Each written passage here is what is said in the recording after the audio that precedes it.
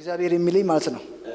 እሺ 1 2 3 4 5 6 7 ዓመት ጀምሮ ነው ላንተ መጸለይ ዝግጁ ከሆንክ እግዚአብሔር ልዩ የሆነ መልእክት በትልቅ አንድ ነብይ ሰምተሃል። ይሄ የሰማው መልእክት ደግሞ አንደኛ በነቢያት መንፈስ እንደምታገለግል ተናግሯል ሰምተሃል። ሁለተኛ ደግሞ እግዚአብሔር እንደሚባርክህና ኢኮኖሚካሊ በጣም እንደምትባረክ ሰምተሃል።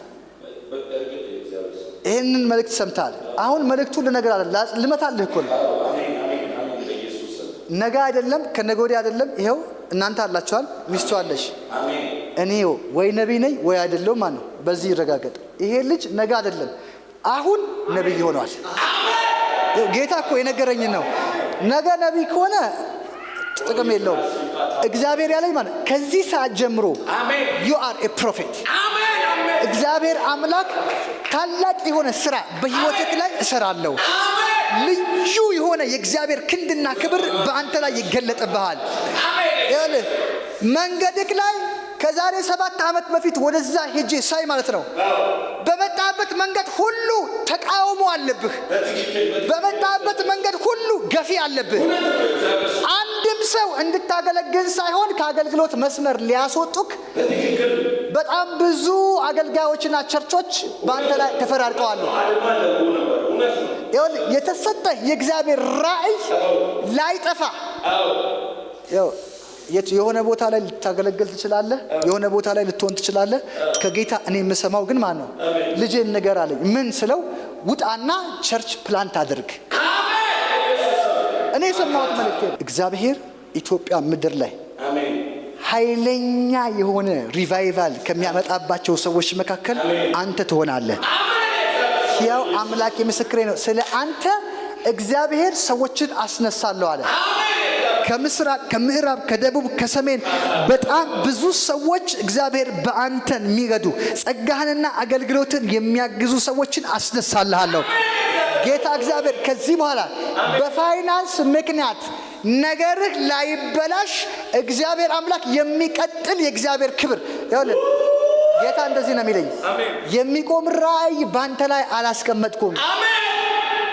ያለ እኔና አንተ ተገናኝተን አናውቅም። አገልጋይ እንደሆንክ ወይ ሰምቲንግ ምንም ነገር አልነገርከኝም።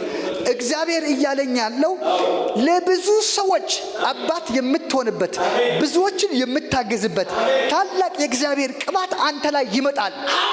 ይሁን እግዚአብሔር አለኝ በትንቢት በፈውስ በተአምራት በልዩ ልዩ ጥበቦች እግዚአብሔር አንተን እገልጣለሁ።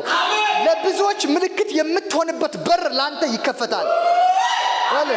ከዚህ በኋላ ዙሪያህ ላይ አሁንም በመንፈስ የማየው አሁንም ክፋት ያለባቸው ሰዎች ተጠግተው ዙሪያ አጠገባህ ላይ አያለው። ጌታ እግዚአብሔር ያው እነቅላቸዋለሁ ካጠገብ። እግዚአብሔር እንደዚህ ያለ ከዚህ በኋላ ያንተ ራእይ ላይ ቆም፣ ያንተ መንገድ ላይ ቆም፣ ያንተ አገልግሎት ላይ ቆም። ልዩ የሆነ የእግዚአብሔር ኃይል በአንተ ላይ ያርፋል። ማንም በህይወትህ ላይ ጣልቃ ላይገባ ከዚህ በኋላ አልፈህ ትሄዳለህ።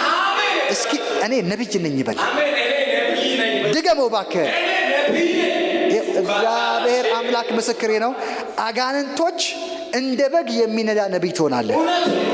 ለብዙዎች ምስክር የሚሆን የእግዚአብሔር ነገር በእናንተ ይገለጣል። በኢየሱስ ስም ከዚህ በኋላ ፋይናንስን ጠርቼዋለሁ። ፋይናንስን ጠርቼዋለሁ። ይኸውልህ ብርሃን ባንክ አካውንት አለ። እኔ ብርሃን ባንክ ስለማይ ነው ጌታ እግዚአብሔር ብርሃን ባንክ ላይ ከባድ የሆነ ፋይናንስ ሲመጣ ያለው ከየት ይምጣ እንዴት ይምጣ አላውቅም፣ ግን የሆነ 17 የሚል ቁጥር ያለው አካውንት ውስጥ እግዚአብሔር አምላክ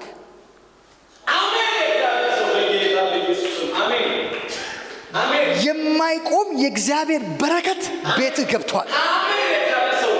ከአቅም ወደ አቅም ከሀብት ወደ ሀብት በኢየሱስ ስም ተሻግረሃል። ያው እዚህ ከተማ ይሄው አምላኬ ምስክሬ ነው።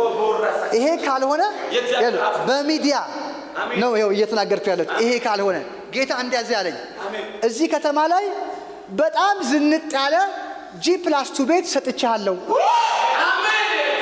በኢየሱስ ስም አይቻለሁ። እግዚአብሔር ሰው አይተሃል። በእንትን ነው በስልክ እንትን ቪዲዮ ነው እግዚአብሔር ያሳየኝ ማለት ነው። የኔ ቸርቹ አንድ ላይ ነው። በጣም ትልቅ ግቢ እና ጌታ አሳይቶኝ ውሰድ እባክህ። ላይ ነው ጌታ የተናገረውና እግዚአብሔር ትክክል እውነቴን ነው። ይኸውልህ በልዩነት እግዚአብሔር ከባድነት ነው እና አሁን የተማከው ብዙ ሰልፎች አለ የፋይናንስ ትናል ብዙ ስራ መስራት ፈልጋሉና በጣም ተጽዕኖ ያደርጋል። በዚህ የተነሳ እንደውም ዛሬ ራሱ አንተ ብቻስ ማለት ነው ቃል አውጣ ፋይናንስ ብዬ ማለት ነው አንተ ሌሊ ነበር። ከዚህ በኋላ ሰጪ እንጂ ተቀባይ አይደለም። ጌታ እግዚአብሔር በሀብት ይባርካል። ነገራችሁ ከዚህ በኋላ እየፈጠረ የሚሄድ ይሆናል። ጌታ ካንተ ጋር ነው። ከዚህ በኋላ ሀብት ቢባል ነገር እንዳትጨነቅ። ዝም ብሎ የሀብት የጌታ በረከት ተፈጽሟል። አትቆምም። በኢየሱስ ስም ከራእዩ ጎም የምትቆምበትን ኃያል የሆነ ቅባት እንድትሰጣት ጸልያለሁ። በልዩ ቅባትና ኃይል በኢየሱስ ስምና ስልጣን ንካት።